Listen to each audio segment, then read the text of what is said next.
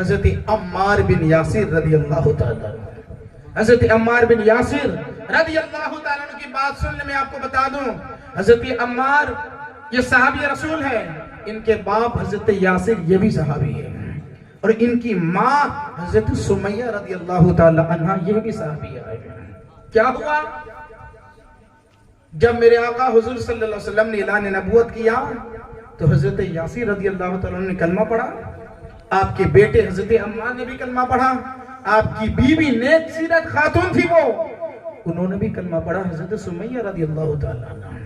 مکے والوں کو جب پتا چلا یہ غریب گھرانہ ہے، باپ بیٹا بیوی تینوں نے کلمہ پڑھ لیا، ہمارے بتوں کی پوجا کرنا چھوڑ دیا، سب لوگ ٹوٹ پڑتے تھے، بہت مارتے تھے. غریب گھرانہ تھا میرے دوست. یہی تو بتانا چاہتا ہوں، 3 4 5 6 وقت بھی پیٹ بھر بھر کے کھانے والوں، ذرا مصطفیٰ کی سیرت دیکھو، نبی کے دیوانے کیسے تھے.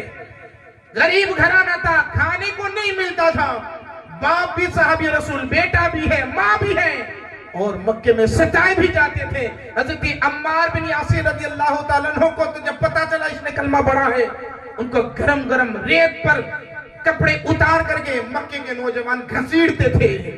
حضرت عمار بن یاسر کے لاسٹ میں جب 92 سال کی عمر شریف ہو گئی تھی، انتقال کے قریب پہنچے تھے، تو آپ نے پیٹ ایک بار جبہ شریف کو اتارا تو کسی نے دیکھ لیا پیٹ میں سفید داغ پڑے تھے. پوچھ لیا عمار آپ کے پیٹ میں یہ سفید داغ کہاں سے آ گئے؟ حضرت عمار کی آنکھوں میں آنسو آ گئے تھے، 93 ایئرز کے ہو گئے تھے، آنکھوں میں آنسو. حضرت عمار روتے ہوئے کہنے لگے پتا ہے جب میں نے مکہ میں سب سے پہلے میرے نبی کی غلامی اختیار کی تھی تب مکے والوں نے مجھے ستایا تھا، جو ظلم و ستم کیا تھا، مجھے انگاروں پہ ڈالا تھا، اور میری پیشہ میری پیٹھ کے پل جو مجھے لیٹاتا تھا، میری چربیاں پگھل پگھل کے جو آگ میں گرتی تھی، اس کے یہ سارے نشانات ہیں.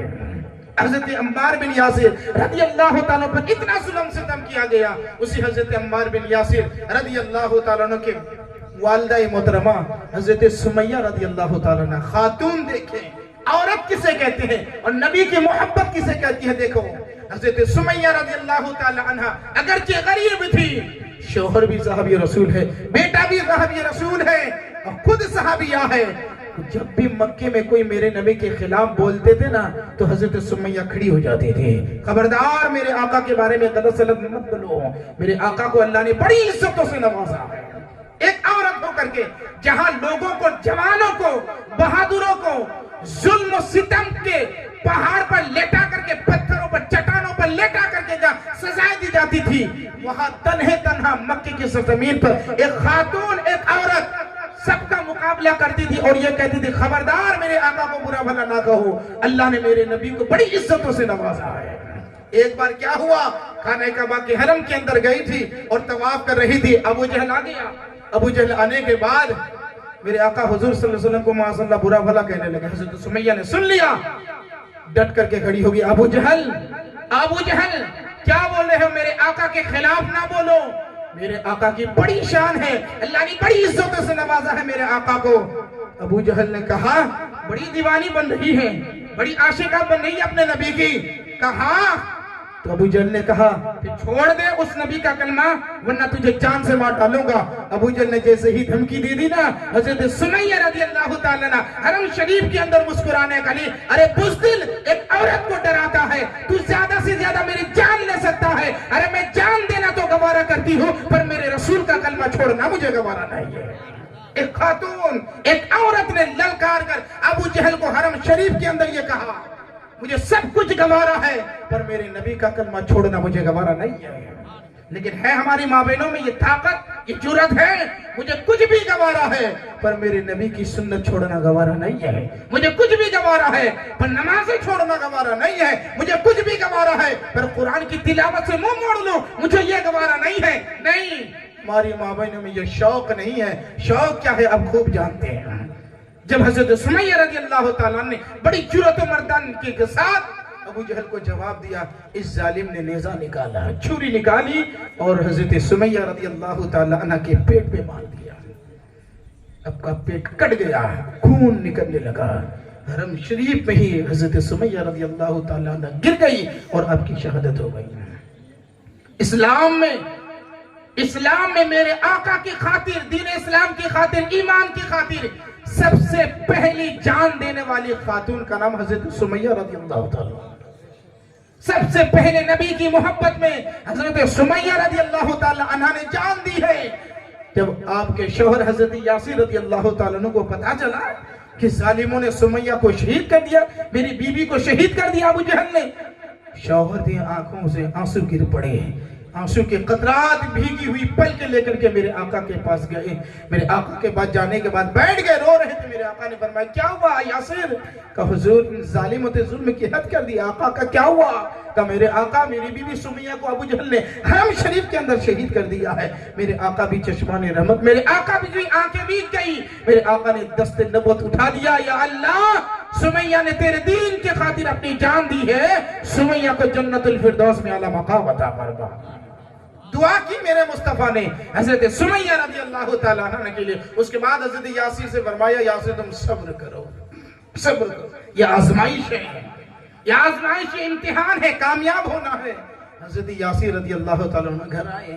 اب ان ظالموں نے سوچا تھا کہ بیوی کی جان چلی گئی, اب یہ کلمہ چھوڑ دے گا, اب یہ دین چھوڑ دے گا, اب محمد رسول اللہ صلی اللہ علیہ وسلم کا دامن چھوڑ دے گا, ان کی غلامی سے باہر آ جائے گا. پھر چلے گئے, کئی لوگ جانے کے بعد اس کے گھر پہ حملہ کیا کہ یاسر تو نے ابھی تک کلمہ نہیں چھوڑا ہے, تو نے ابھی تک محمد عربی کی نوکری نہیں چھوڑی ہے, ان کی غلامی نہیں چھوڑی ہے. پھر ظلم و ستم کا بہت پیٹا. حضرت یاسر کہتے ظالموں تم ظلم و ستم کرتے کرتے میری بیوی کی طرح میری جان تو لے سکتے ہو, پر میرے سینے سے ایمان نہیں نکال سکتے ہو. یہ جرأت و مردانی, یہ بہادری دیکھو صحابہ کرام کی. ان کی بہادری اور ثابت قدمی کی وجہ سے ہی اسلام ہم تک پہنچا ہے, ورنہ ہم جیسے بزدل ہوتے نا تو مکے پہ ہی سمٹ کے رہ جاتا اسلام. اور جس طرح سے ہم بزدلی کا مظاہرہ کرتے ہیں نا, مسجد کے پاس بیٹھنے کے پر مسجد نہیں جائیں گے. جس طرح سے بزدلی کا مظاہرہ, ڈرپوک کا مظاہرہ ہم کرتے ہیں نا, اگر ایسے ہی ہم ہی ہوتے مکے میں, اسلام اسی پہ رہ جاتا ہے, باہر نکل کے نہیں جاتا.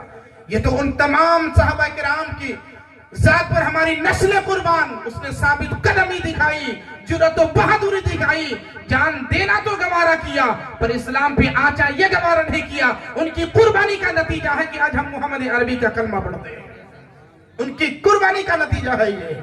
حضرت یاسر کو بھی لوگوں نے, ظالموں نے اتنا مارا, شہید کر دیا, وہ بھی شہید ہو گئے.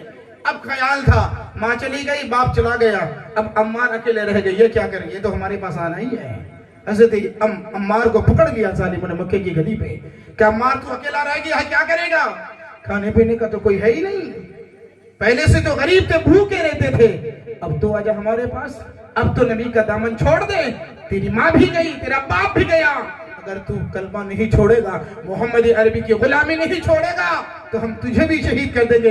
حضرت عمار بن یاسر رضی اللہ تعالیٰ عنہ کو لوگ اتنا ستاتے تھے, پیر میں یا گلے میں رسی ڈال کر کے پورے مکے کی گلیوں میں گھماتے تھے. یہ منظر دیکھ کر کے فرشتوں میں کلپنی مچ جاتی تھی. مولا تو نے عاشق رسول ایسے سرزمین پہ پیدا کیے ہیں کہ رسیوں میں ڈال کر کے گھسیٹا جا رہا ہے, پر نبی کی غلامی نہیں چھوڑ رہا ہے. کہیں پتھروں پہ لٹایا جا رہا ہے, کبھی چٹانوں پہ لٹایا جا رہا ہے, کبھی آگ پہ ڈالا جا رہا ہے. حضرت عمار کو ایک بار ظالموں نے تیار کر کے, ہاتھ باندھ کر کے, ہاتھ اور پیر میں رسیاں بیڑیاں ڈال کر کے مکے کی سرزمین پر چوراہے پہ لے گئے. وہاں بڑی آگ جلائی. آگ جلانے کے بعد کہا عمار تیری ماں شہید ہو گئی ہے, تیرا باپ شہید ہو گیا ہے, اکیلا تو رہ گیا ہے, یہ سامنے آگ جل رہی ہے. عمار اگر تو محمد عربی کا کلمہ پڑھنا نہیں چھوڑے گا, اس کا دین نہیں چھوڑے گا, ہم تجھے اس آگ میں چلا کر کے تجھے بھی شہید کر دیں گے, تیری بھی جان لے لیں گے. حضرت عمار کی آنکھوں میں آنسو آئے. رکے والوں نے کہا ظالموں نے, عمار یہی تو کہہ رہے ہیں کلمہ چھوڑ دے.